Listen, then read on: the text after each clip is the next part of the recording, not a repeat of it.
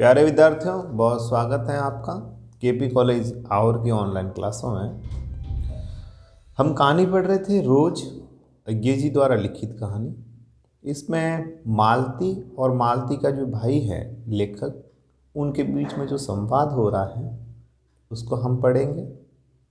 और इनके जो पति हैं, मालती के पति हैं डॉक्टर महेश्वर हैं, जो हॉस्पिटल में गए हुए हैं। एक गैंग्रीन का गंभीर पेशेंट आया है, मरीज आया है, उसको देखने के लिए।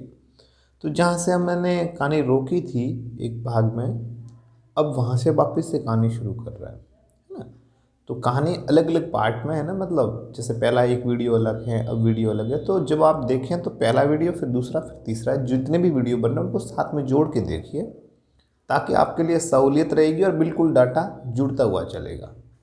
ठीक है, हम कहानी शुरू कर रहे हैं रोज, जो अज्ञे जी द्वारा लिखित है। अब लेखक और मालती के बीच में जो संवाद हो रहा है, बातचीत हो रही है, उसको हम पढ़ते हैं। शुरू करते हैं। आप तैयार हैं? अपनी कॉपी ले लीजिए, हैं, अपने पेन हाथ में यूं कर दीजिए, यूं। और फिर जब भी मैं मार्क करने का कहूँ तब मार्क करना है। शुरू करते हैं। थोड़ी ही देर में मालती फिर आ गई। मैंने पूछा, तुम्हारे लिए भी कुछ बचा भी था? खाने की बात चल रही है तो कभी कुछ रहा था तुम्हारे पास में? तो उसने कहा बहुत था। हाँ था खाने में। हाँ बहुत था। बाजी तो सारी मैं ही खा गया था, पर बचा कुछ होगा नहीं। यूं ही रौब तो न जमाओ कि बहुत था, मैंने हंसकर कहा। ऐसा मत रौब मत जमाओ। मालती मानो किसी और विषय की बात कहती हुई बोली, यहाँ सब्जी वब्जी तो कुछ होती नहीं, कोई आ जाता है तो नीचे से मंगा लेते हैं। सब्जी वब्जी यहाँ पे नहीं होती, नीचे से मंगा लेते हैं।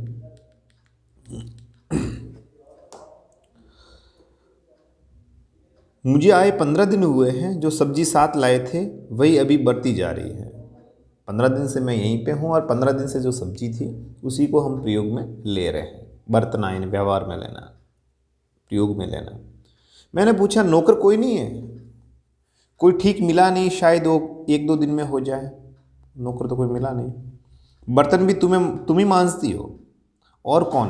कहकर मालती क्षण भर आंगन में जाकर लौट आई। एकदम वापस से आंगन में गई और वापस आ गई। मैंने पूछा, कहाँ गई थी? आज पानी नहीं है, बर्तन कैसे मांजेंगे? पानी है ही नहीं, बर्तन क्या मांजे, कैसे मांजे? क्यों, पानी को क्या हुआ? रोज ही होता है। देख लो, बार बार टाइटल दिया गया ना, तो बार बार वापस वही बात आती है कि ये तो कहाँ कैसे होता है, ये तो रोज ही होता है। रोजाना का खेल है हमारा, तो ऐसा ही होता है। कभी वक्त पर आता नहीं। आज शाम को 7 बजे आएगा तब बर्तन मंजेंगे। चलो, तुम्हें 7 बजे तक छुट्टी तो हुई। कहते हुए मैं मन ही मन सोचने लगा, अब इसे रात के 11 बजे तक काम करना पड़ेगा। छुट्टी क्या खाक हुई? कहाँ छुट्टी हुई? रात को 11 बजे तक बर्तन मांजेगी, खाना बनाना वगैरह वगैरह, परोसना, खाना, फिर खुद को भी खाना वगैरह। तो ये तो 11 बजे तक इस तरह से यंत्रवत, मशीन की भांति चलती रहेगी। यही उसने कहा। मेरे पास कोई उत्तर नहीं था, पर मेरी सहायता टीटी ने की। टीटी कौन है साहब? टीटी कौन है? टीटी मालती का बेटा है। किसका बेटा है? मालती का बेटा। मालती कौन है? ये कहानी की मुख्य किरदार है, वो मालती है। मालती के इर्द गिर्द में कहानी चल रही है। एकाएक फिर रोने लगा और मालती के पास जाने की चेष्टा करने लगा, मन करने लगा। मैंने उसे दे दिया, जा भाई। थोड़ी देर बाद फिर मौन रहा। मैंने जेब से अपनी नोटबुक निकाली, नोट करने की बुक, डायरी टाइप में नोटबुक निकाली और पिछले दिनों के लिखे हुए नोट देखने लगा। तब मालती को याद आया कि उसने मेरे आने का कारण तो पूछा नहीं, और बोली, यहाँ आए कैसे? देखो, वो दिमाग से बहुत ज़्यादा एबसेंट चल रही है। उसने उसने पूछा भी नहीं कि वो आए क्यों हैं, और अब उसने पूछा। मैंने कहा ही तो। अच्छा, अब याद आया, तुमसे मिलने आया था, और क्या करना है? तुमसे मिलने आया था, तो मैं एक बार तुमसे बातचीत कर लूँ वगैरह, इसलिए मैं आया था। तो 2-1 दिन रहोगे ना? नहीं, कल चला जाऊँगा, जरूरी जाना। कल मैं निकल जाऊँगा। मालती कुछ नहीं बोली। कुछ खीन सी हो गई। मैं फिर नोटबुक की तरफ देखने लगा। वो वापस एकदम से उदास सी हो गई और वापस नोटबुक की तरफ देखने लगा।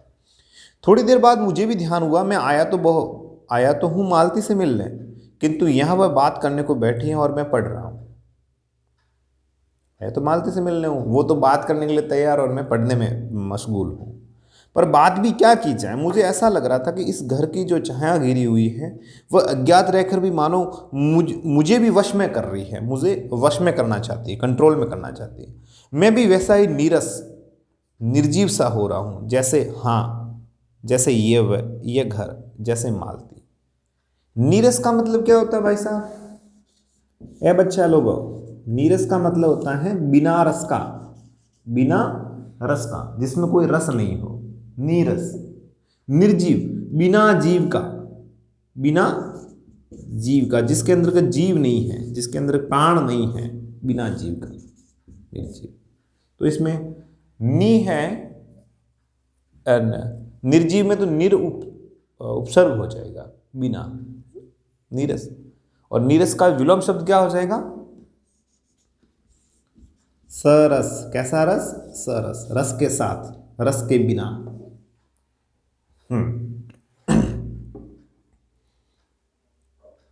और वो बोलो, लेखक कह रहे हैं कि मुझे महसूस होने लग रहा है कि ये पूरा घर जिस तरह से, जिस छाया के आगोश में है, मुझे भी वैसा वश में करना चाहता है, मुझे भी वैसा नीरस सा बनना चाहता है, पर मैं होऊंगा नहीं। देखो कैसे, जैसे ये घर नीरस सा है, जैसे ये मालती नीरस सी है, उसी प्रकार।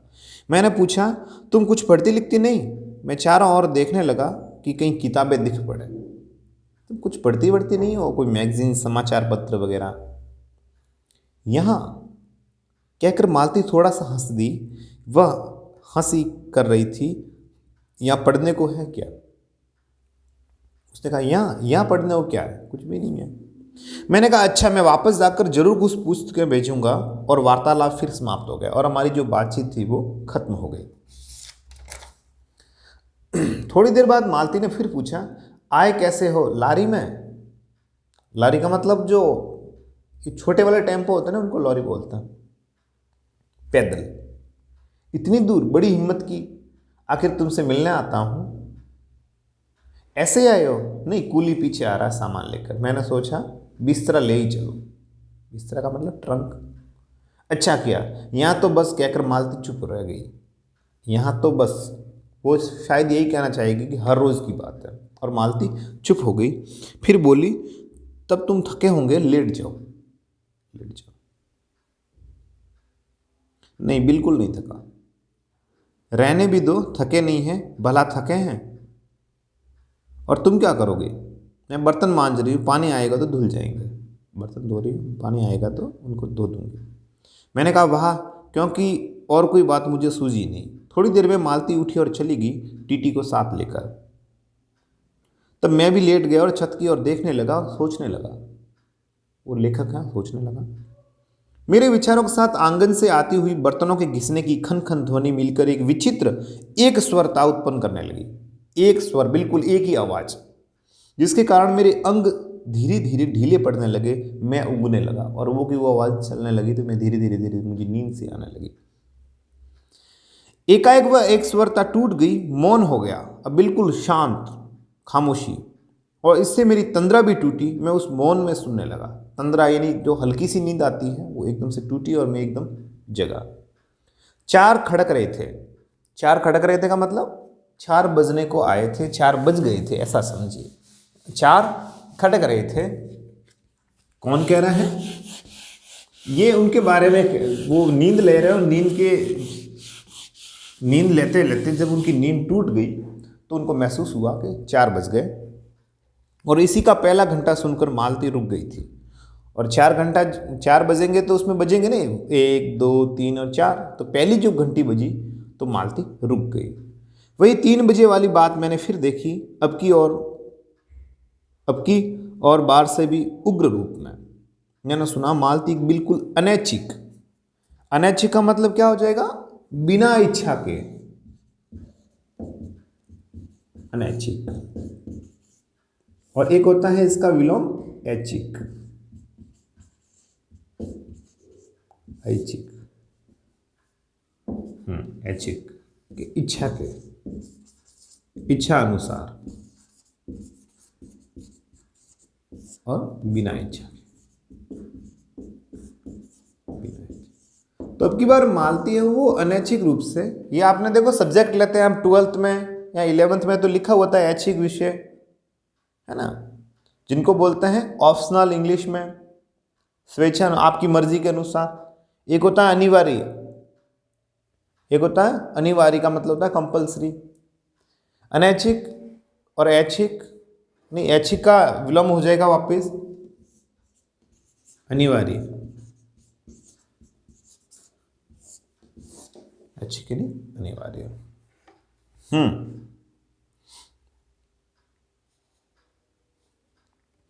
तो मैंने सुना मालती बिल्कुल अनैच्छिक, अनुभूतिहीन, जिसको किसी भी प्रकार का कोई महसूस नहीं होता हो, अनुभूति नहीं होता हो, अनुभूतिहीन, नीरस, जिसमें कोई रस ही नहीं हो, यंत्रवत, मशीन की भांति, जिस प्रकार से यंत्र चलता है, जैसे आप किसी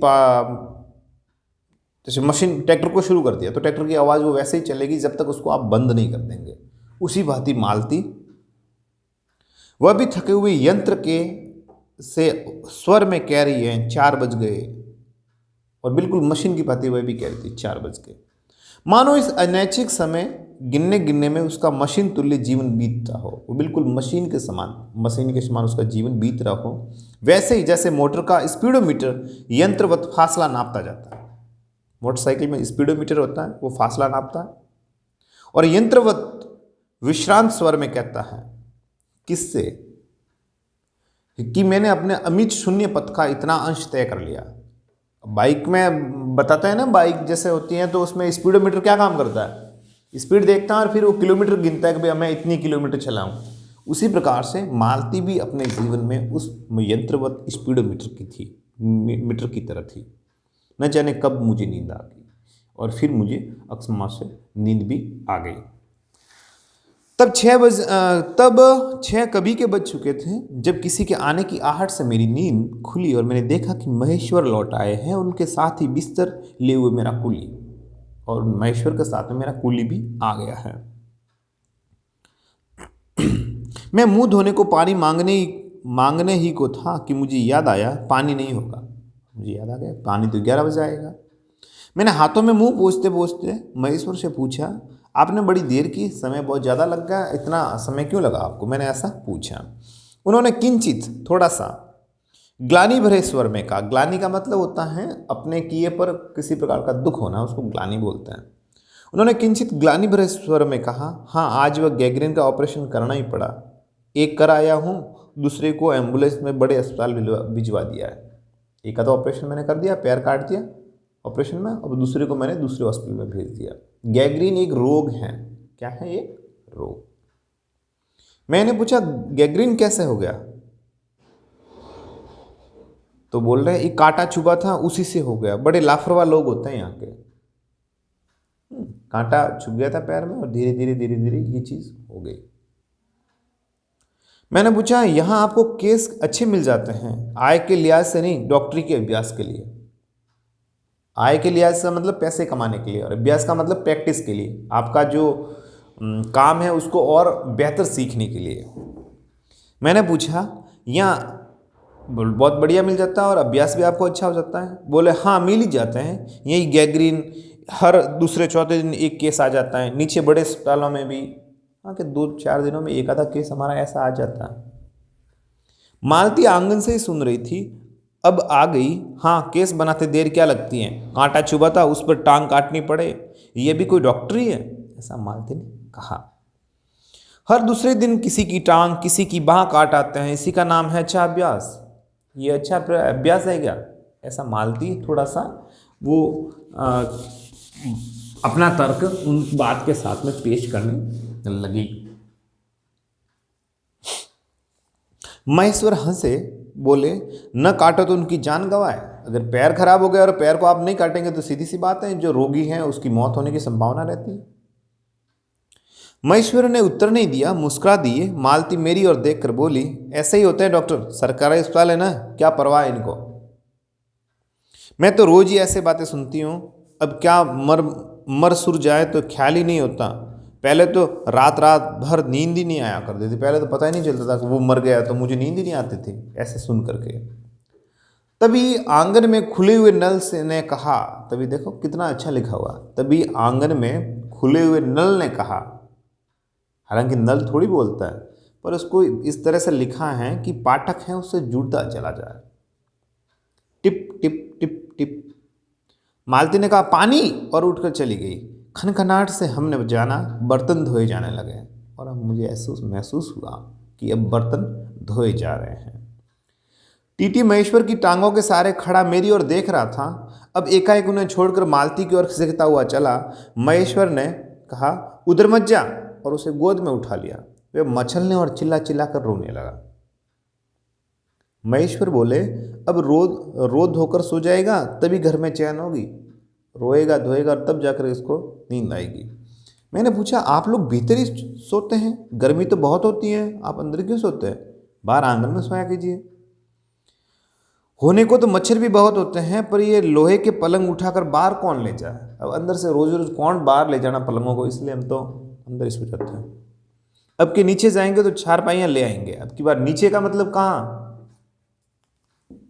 अब की बार नीचे जाएंगे तो चारपाइयाँ ले आएंगे। यहाँ पे नीचे का मतलब क्या है, मतलब यह है ये पहाड़ पर रहने वाले लोग हैं। अब की बार पहाड़ से जब नीचे जाएंगे ना, पहाड़ से नीचे, जैसे एग्जाम्पल आपने देखा होगा माउंट आबू, माउंट आबू अब ऊपर है और जो आबू रोड है वो नीचे है। तो अब जब यहाँ पे हालांकि मार्केट बहुत बढ़िया है यहाँ का, पर फिर भी अगर कोई चीज़ नहीं मिलती हो तो सीधी सी बात है आपको नीचे आना पड़ेगा। उसी प्रकार से ये लोग पहाड़ पर रह रहे हैं। पहाड़ का मतलब यूं नहीं खुला कोई पहाड़ है, नहीं, पहाड़ी एरिया है जहाँ पर हॉस्पिटल वगैरह बने हुए हैं, और वहाँ पे ये क्वार्टर में रह रहे हैं, सरकारी अस्पताल के क्वार्टर में। और इन्होंने कहा कि भाई अब की बार हम जाएंगे ना तो चारपाइयाँ ले आएंगे। अब लोहे के पलंग है, अंदर कौन ले जाना, बाहर कौन ले जाना, इसलिए हम क्या करते हैं, बाहर ही सोते हैं, अंदर ही सोते हैं। अब की बार जाएंगे जरूर लेकर आएंगे। हाँ, फिर कुछ रुक कर बोले आज तो बाहर ही सोएंगे, आपके आने का इतना लाभ ही होगा। मतलब बाहर सोएंगे, बातें बातें करेंगे तो आपके आने का इतना लाभ तो मिलेगा कम से कम। टीटी अभी तक रोता ही जा रहा था। टीटी है वो रोता ही जा रहा था।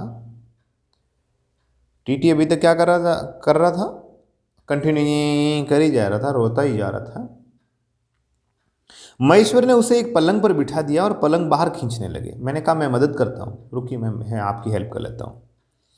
और दूसरी ओर से पलंग उठाकर बाहर निकलवा लिए और उनको पलंगों को उठा करके बाहर निकाल दिया। अब हम दोनों, महेश्वर, टीटी और मैं पलंगों पर बैठ गए और वार्तालाप के लिए उपयुक्त विषय न पाकर उस कमी को छिपाने के लिए टीटी से खेलने लगे। हमारे पास में कोई बात करने का टॉपिक नहीं था, इसलिए उस टीटी से ही खेलने लग गए। बाहर आकर वह चुप हो गया था, किंतु बीच बीच में जैसे एकाएक कोई भूला हुआ कर्तव्य याद करके रो उठता था और फिर एकदम चुप हो जाता था। और कभी कभी वो बीच में चुप हो जाता था, शांत हो जाता था और फिर वापस रोना प्रारंभ कर देता।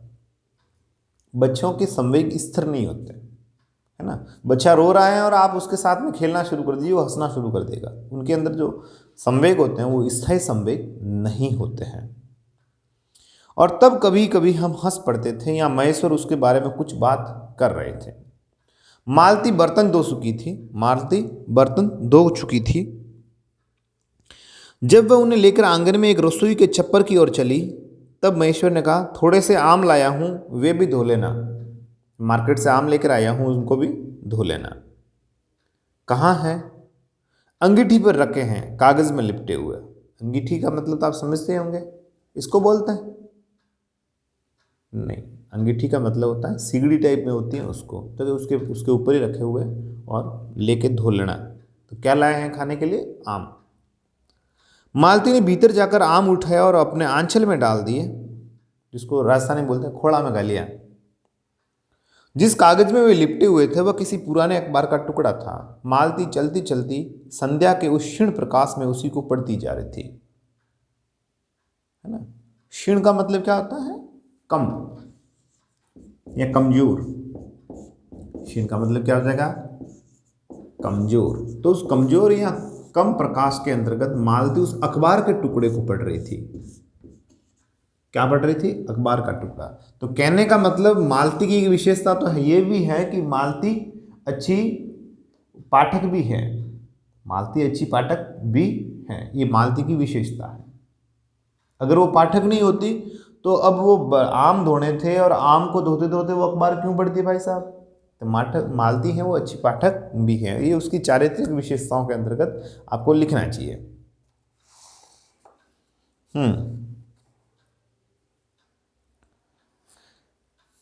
वह नल के पास जाकर खड़ी हो उसे पढ़ती रही। जब दोनों ओर पढ़ चुकी तब एक लंबी सांस लेकर उसे फेंक कर आम धोने लगी। इसको बोलते हैं दीर्घ श्वास। लंबी लंबी सांस लेकर के फिर वो आम धोने लगी। मुझे एकाएक याद आया, बहुत दिनों की बात थी जब हम स्कूल में भर्ती हुए थे, जब हमारी सबसे बड़ी विजय थी हाजिरी हो चुकने के बाद चोरी से स्कूल से निकल भागना, और स्कूल से कुछ दूर पर आम के बगीचों में पेड़ों पर चढ़कर कच्ची अम्मियाँ तोड़ तोड़ कर खाना। मतलब जब हम स्कूल में पढ़ते थे तो हमारे साथ कई दफ़ा ऐसा होता था कि हम क्या करते थे कि जैसे हाजिरी हो गई, अटेंडेंस हो गई, तो हम स्कूल से भाग जाते थे और भाग करके बगीचे में जाकर कच्ची अम्मियाँ का मतलब होता है जो कैरी होती हैं उसको बोलते हैं अम्मियाँ, है ना। कच्ची अम्मियाँ तोड़कर वहीं पे खाते थे। आपको पानी याद आई होगी महादेवी वर्मा जी की निक्की, रोजी और रानी। वो नेवला जो निक्की था वो कहाँ मिला था उनको? वहीं तो मिला था, उस आम के बगीचे में। निक्की, रोजी और रानी। ताज रानी घोड़ी का नाम है, निक्की उस नेवले का नाम है, और रोजी उस कुतिया का नाम है। पता होगा आपको। कभी जब मैं भाग आता था और मालती नहीं आ पाती थी तब मैं खिन्न मन लौट आता था। अच्छे भाई बहन भी हैं और अच्छे दोस्त भी हैं दोनों ये। जब हम साथ में भाग जाते थे और कई बार वो जब नहीं आती थी उस बगीचे में आम खाने के लिए, तो मैं थोड़ा खिन्न सा हो जाता था, उदास सा हो जाता था। मालती कुछ नहीं पढ़ती थी, उसके माता पिता तंग थे। मालती उस समय कुछ भी नहीं पढ़ती थी, घर वाले भी परेशान थे, पढ़ते नहीं हैं। एक दिन उसके पिता ने उसे एक पुस्तक ला कर दी और कहा कि इसके 20 पेज रोज पढ़ा करो। रोज रोज आपको कितने पेज पढ़ने हैं? 20, और 20 पेज रोज पढ़ा करो। ऐसा किसने कहा था? मालती के पिताजी ने। किसने कहा था? मालती के पिताजी ने। क्यों कहा था? क्योंकि मालती पढ़ने में रुचि नहीं लेती थी, पढ़ना ही नहीं चाहती थी। वो बस शैतान की भांति थी, अल्लड़ जिसको बोल सकते हैं, अल्लड़ की तरह थी, और वो पढ़ना नहीं चाहती थी। तो घर वाले परेशान होकर उसने को कहा एक किताब लाए और इसके 20 पन्ने आपको पढ़ने हैं और याद करने हैं। एक दिन उसके पिता ने उसे एक पुस्तक ला कर दी और कहा कि इसके 20 पेज रोज पढ़ा करो। हफ्ते भर बाद मैं देखूं कि इसे समाप्त कर चुकी हो। और मैंने देखा कि उस किताब को उसने पढ़ लिया है। नहीं तो मार मार कर चमड़ी, तो उसके पिताजी ने कहा अगर इसको नहीं पढ़ा तो मैं मार मार के चमड़ी उधेड़ दूंगा। मालती ने चुपचाप किताब ले ली, पर क्या उसने पढ़ी? वह नित्य ही उसके 10 पन्ने 20 पेज फाड़ कर फेंक लेती। रोज 20-20 पेज फाड़ करके फेंकती थी। जब आठवें दिन उसके पिता ने पूछा किताब समाप्त कर ली? तो उत्तर दिया हाँ कर ली, पढ़ ली। पिता ने कहा लाओ मैं प्रश्न पूछूंगा। तो चुप खड़ी रही। पिता ने फिर कहा तो उद्दत स्वर में बोली किताब मैंने फाड़ कर फेंक दी है, मैं नहीं पढ़ूंगी। उद्दत का मतलब जोरदार आवाज में, मैंने वो फाड़ कर फेंक दी, मैं नहीं पढ़ूंगी। मतलब इस तरह से मालती शैतान थी। मालती को कहा था कि किताब पढ़नी है, तो मालती ने फाड़ के फेंक दी।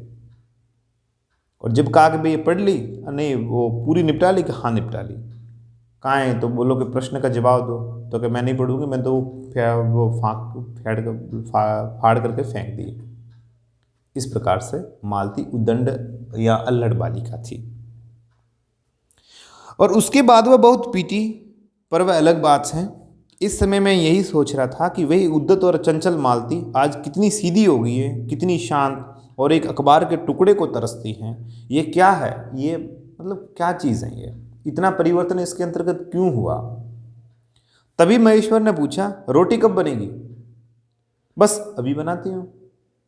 पर अब की बार जब मालती रसोई की ओर चली तब टीटी की कर्तव्य भावना बहुत विस्तीर्ण हो गई। फिसलनी बहुत बड़ी ज़्यादा हो गई। वह मालती की ओर हाथ बढ़ा बढ़ा कर रोने लगा और नहीं माना नहीं माना, मतलब माना ही नहीं वो। मालती उसे गोद में लेकर चली गई। रसोई में बैठकर एक हाथ से उसे थपकाने और दूसरे हाथ से कई एक छोटे छोटे डिब्बे उठाकर अपने सामने रखने लगी। छोटे बच्चों को खिलाने का तरीका है, जब बच्चे जब खेलते हैं तो क्या करते हैं घर वाले, और भी कुछ ज़्यादा रोने लगता है, कुछ और सामान रख देते हैं, कुछ और रख देते हैं, कुछ और रख देते हैं। उसी प्रकार से वो चीज़ होने लगी। अब हम कहानी के अंतिम पड़ाव की ओर जा रहे हैं, तो इसको मन लगा के सुनना है आपको।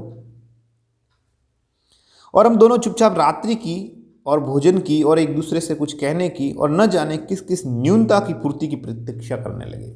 न्यूनता का मतलब होता है छोटी चीज़। न्यूनता का मतलब क्या होता है? छोटी चीज़। हम भोजन कर चुके थे और बिस्तर पर लेट गए थे और टीटी सो गया था। मालती पलंग की और एक मोम जामा बिछाकर उसे उस पर लिटा गई थी। वह सो तो गया था पर नींद में कभी कभी छौंक उठता था, हैं? और वो जैसे सो तो जाता था पर कभी कभी वो बिल्कुल एकदम से छौंक उठता था। कौन? टीटी। एक बार तो उठकर बैठ भी गया था पर तुरंत ही लेट गया, जैसे उठा बैठा और सो गया। मैंने महेश्वर से पूछा, आप थके होंगे, सो जाइए। वे बोले, थके तो आप भी अधिक होंगे, 18 मील पैदल चलकर आए हैं। कितने मील आए हैं? 18 मील का रास्ता उसने तय किया है। 18 मील आपके पैदल चल कर आए, थके आप भी होंगे, आप सो जाइए। किंतु उनके स्वर में मानो जोर दिया, थका तो मैं भी हूं। मैं चुप हो रहा। थोड़ी देर में किसी अपर संज्ञा ने मुझे बताया वह ऊँग रहे हैं। मतलब कुछ महसूस हुआ मुझे कि उनको नींद आ रही है। उनको किनको? महेश्वर को। महेश्वर कौन है? महेश्वर है उनके पति मालती के। तब लगभग 10:30 बजे थे। मालती भोजन कर रही थी। मैं थोड़ी देर मालती की ओर देखता रहा। वह किसी विचार में लीन हुई धीरे धीरे खाना खा रही थी, शायद कुछ सोच रही थी और धीरे धीरे खाना खा रही थी। फिर मैं इधर उधर खिसक कर पलंग पर आराम से होकर आकाश की ओर देखने लगा और आकाश को निहार रहा था। पूर्णिमा थी, आकाश अनर्ब था। कौन सी तिथि की बात है ये? पूर्णिमा की बात है। कब की बात है भाई साहब? पूर्णिमा की। मैंने देखा एक उस सरकारी क्वार्टर की दिन में अत्यंत शुष्क और नीरस लगने लगी। स्लेट की छत भी चांदनी में चमक रही थी। अत्यंत शीतलता और स्निग्धता में से चलक रही हैं, मानो चंद्रिका उन पर से बहती हुई आ रही हो, झर रही हो। ऐसा लग रहा था जो चांद है उसकी चांदनी कहीं से नीचे झर रही हो। और स्निग्धता का मतलब होता है बिल्कुल उसकी चमक, है ना, उसकी कोमलता, चमक वगैरह कह सकते हैं, वो बिल्कुल फैली जा रही थी, आभा फैली जा रही थी। मैंने देखा पवन में चीड़ के वृक्ष, चीड़, अब पहाड़ी एरिया है तो वहाँ पे थोर वोर तो होगी नहीं, है रोएड़े वोएड़े थोड़ी होंगे, खीपड़ा ये वगैरह ये वहाँ पे नहीं होगा। पहाड़ी एरिया है तो चीड़ हो गई, चीड़ है, ताड़ है, देवदारू है, सागवान है, ऐसे पेड़ होंगे। तो मैंने देखा पवन में चीड़ के वृक्ष गर्मी से सूख कर मटमेले हुए चीड़ के वृक्ष धीरे धीरे गा रहे हैं कोई राग जो कोमल है किंतु करुण नहीं। कोमल है पर उसमें दया नहीं है, दया वाली चीज नहीं है। अशांतिमय है किंतु उद्वेगमय नहीं है। जरूर उस राग के अंदर अशांति है पर उद्वेग नहीं है, मतलब विरोध करना या उस प्रकार की भावना वाली चीजें उसमें नहीं है।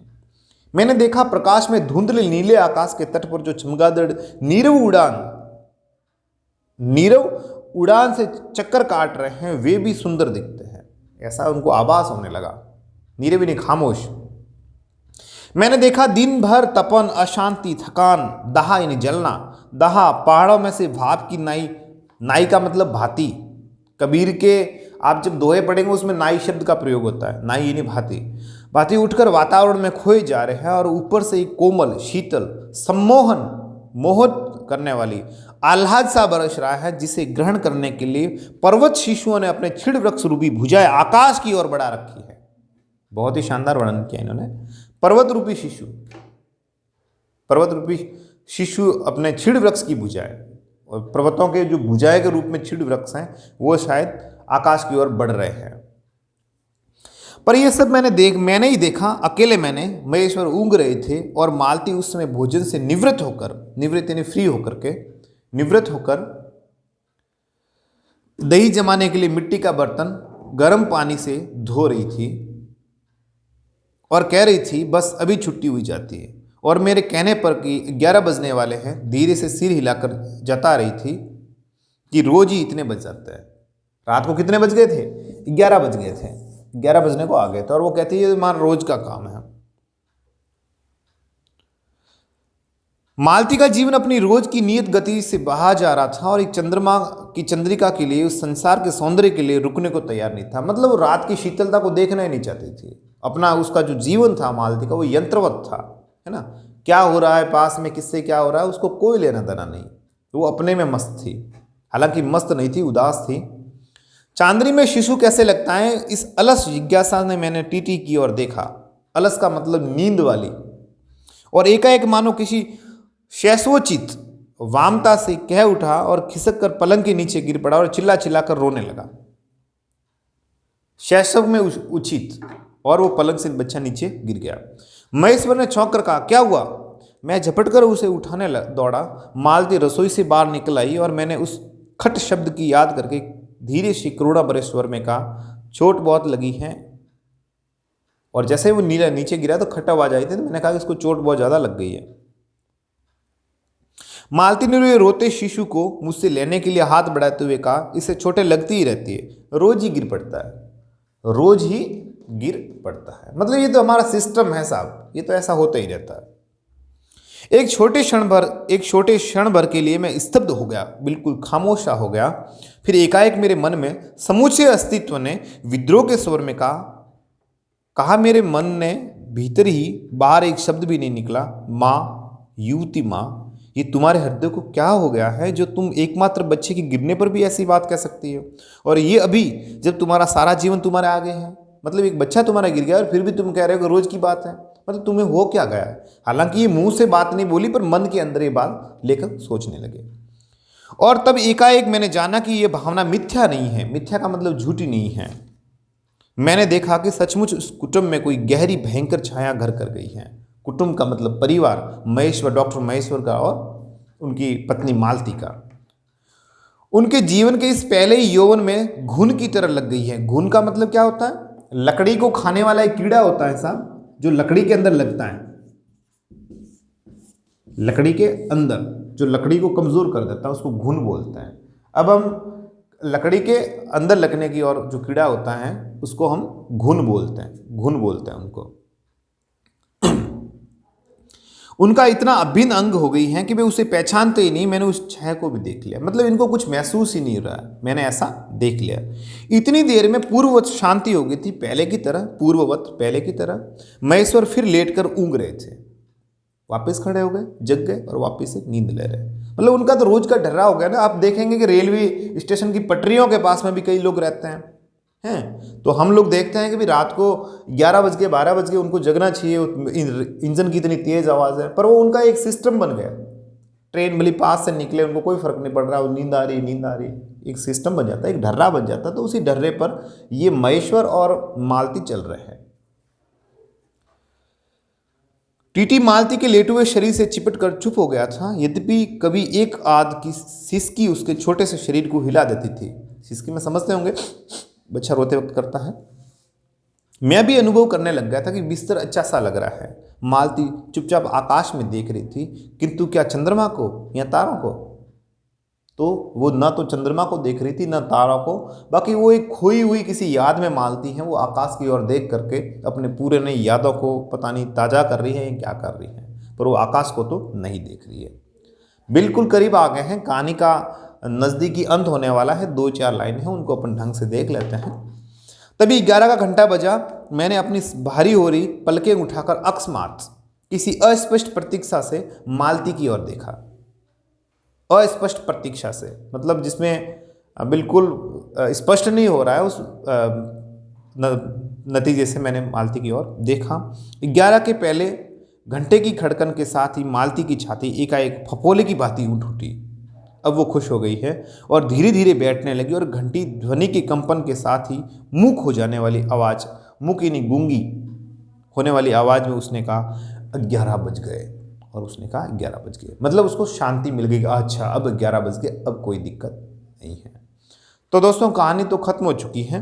अब कहानी से इसमें बहुत ही महत्वपूर्ण है कि इस कहानी के अंतर्गत अगर सवाल आएगा तो ज़रूर आ जाएगा मालती के संबंधित, कि मालती ऐसा क्यों थी, या मालती का चरित्र चित्रण कीजिए, या मालती इस प्रकार से होने की वजह क्या थी, या मालती का दैनिक जीवन को आप अपने शब्दों में लिखिए। इस प्रकार से मालती के संबंधित प्रश्न जरूर बनेंगे।